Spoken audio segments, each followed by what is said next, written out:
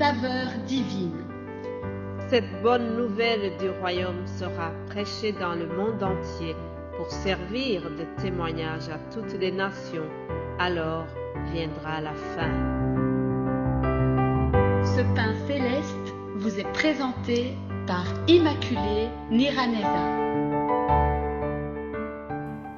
Bienvenue très chers amis à l'écoute de l'émission Saveur divine. C'est avec une très grande joie que je reviens auprès de vous pour partager la parole de Dieu. Je remercie le Seigneur pour le souffle de vie que j'ai ce matin. Là où tu te trouves, je te souhaite d'avoir vraiment une meilleure santé. Je te souhaite d'avoir la faim et soif de la parole de Dieu. Ce que nous partageons chaque jour, j'espère que ça vous fortifie et que ça vous transforme. L'objectif de la parole de Dieu, c'est de nous transformer et de nous amener à l'image du Christ. Ça, c'est vraiment l'idéal. Alors aujourd'hui, je vous propose de commencer notre méditation par le psaume 34, quelques versets que je vous lis rapidement. Je vais bénir l'Éternel en tout temps, sa louange sera toujours dans ma bouche. Que mon âme efface toute sa fierté de l'Éternel.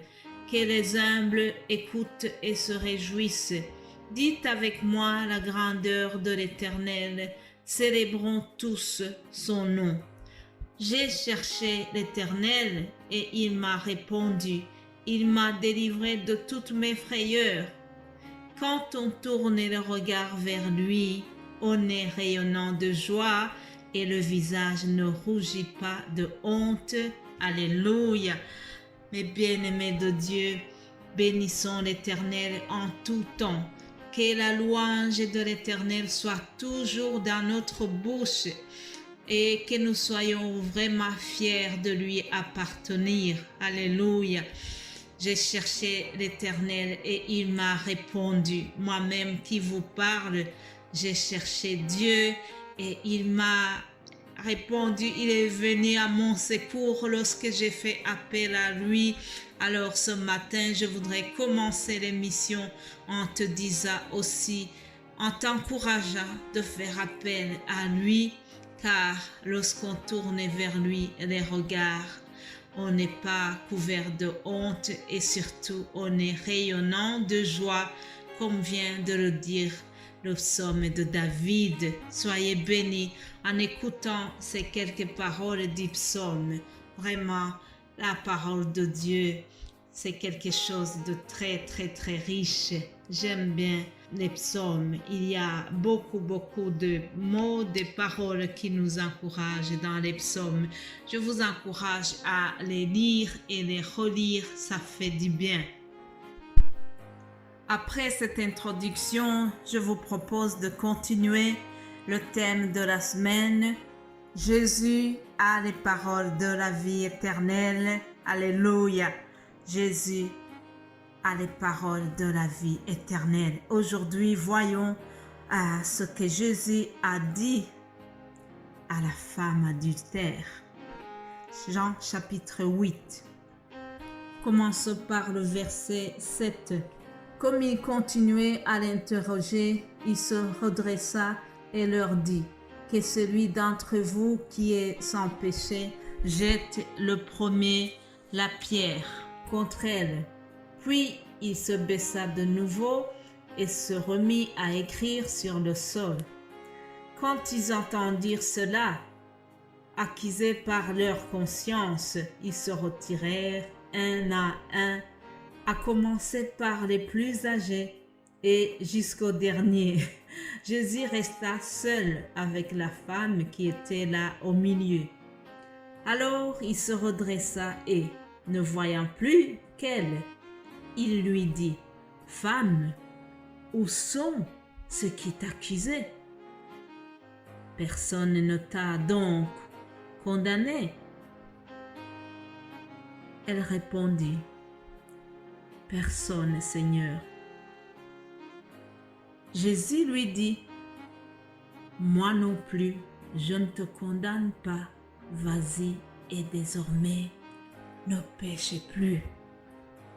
Alléluia, mes bien-aimés de Dieu. Je me mets à la place de cette dame. Vous savez, elle a fait quelque chose de grave. Que ce soit au temps de Jésus ou au temps d'aujourd'hui, l'adultère, c'est quelque chose de condamnable. C'est quelque chose de très honteux, surtout venant de la femme. Alors vous voyez que dans cette scène, on a amené seulement la femme. Or, pour commettre un adultère, il faut être à deux. S'ils ont amené seulement la femme, c'est que,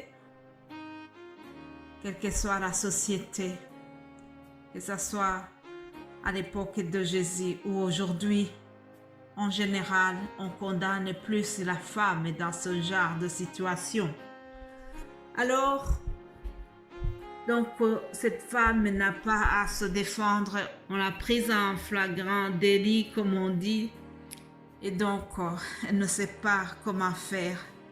Elle n'a pas à se justifier. On l'a pris et la loi de Moïse soulignait bien que dans de telles situations, la femme est lapidée. La femme doit mourir de lapidation. Alors les pharisiens et les spécialistes de la loi ont amené la femme devant Jésus et on voulait vraiment piéger Jésus. On voulait voir ce que lui va décider dans de telles situations. Ce n'est pas parce qu'ils avaient vraiment envie de juger la femme ou bien d'atténuer sa situation. Mais non, la Bible nous dit clairement que en fait, ce qu'ils voulaient surtout, ces gens-là, ils voulaient piéger Jésus-Christ. Ils voulaient avoir un motif d'accusation. Pour moi, ils se disaient, si jamais il ne va pas dans le même sens que Moïse, là, on va l'attraper.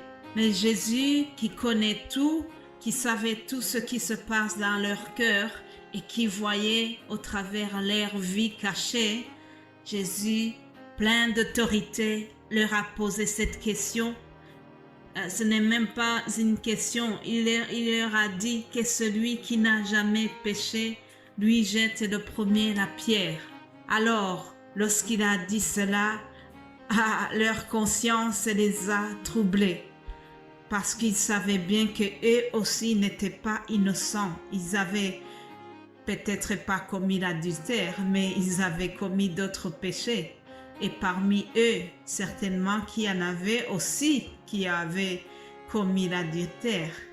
Alors leur conscience les a accusés. Vous savez, chers amis, il y a une chose qu'on ne peut pas échapper. On peut fuir la prison, on peut fuir les gens qui te poursuivent. Mais il y a une chose à laquelle tu ne peux pas échapper. Tu ne peux pas fuir ta conscience. Lorsqu'il y a une conscience qui te reproche quelque chose, tu ne sais pas taire la conscience. C'est ce qui s'est passé pour ces gens-là.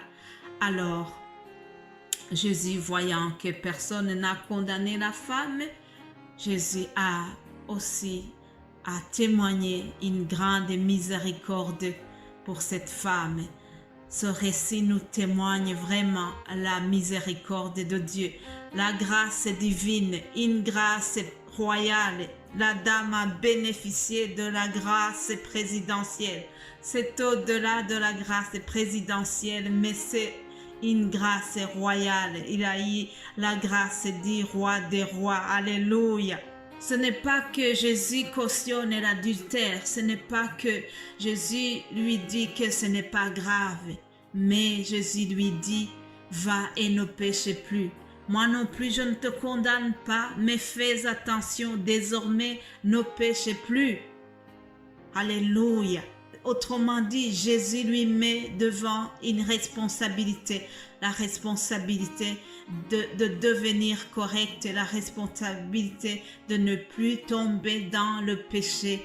Alors vraiment ça, pour moi, c'est une parole de la vie éternelle parce que je suis sûre que cette dame n'a plus fait cela. Alors aujourd'hui, je voudrais m'arrêter là, mais retenez ceci, notre Dieu, notre Seigneur est plein de miséricorde.